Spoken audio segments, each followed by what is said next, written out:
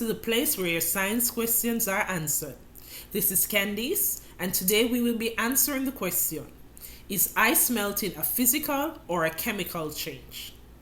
Before we can answer this question, we should first define what is a physical change and what is a chemical change. There are three main characteristics of a physical change.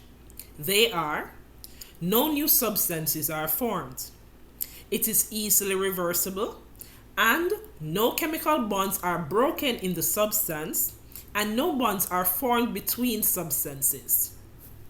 For a chemical change, it is the opposite of a physical change. Thus, there are three main characteristics of a chemical change. They are: one or more new substances are formed.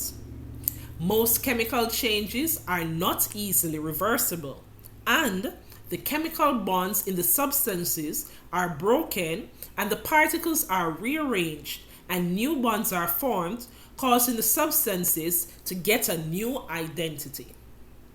Okay, so let's look at this closer. The chemical formula of ice is H2O. The chemical formula of water is H2O. How is this known? We will have to test it. It is uncommon for two substances to have the same boiling point. The boiling point of ice and water is 100 degrees Celsius.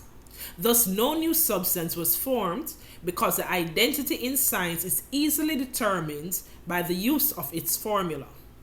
So the formula is the same, so it is the same substance.